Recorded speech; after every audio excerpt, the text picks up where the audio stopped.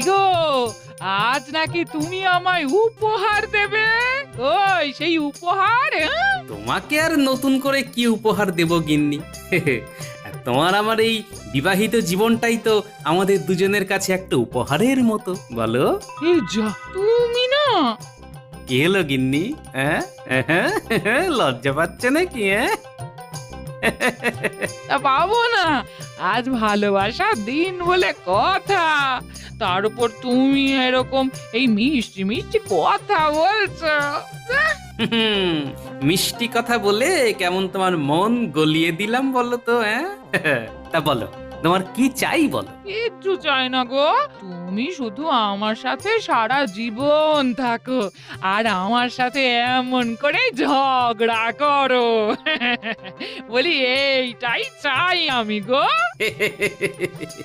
তা তো করবই গিন্নি।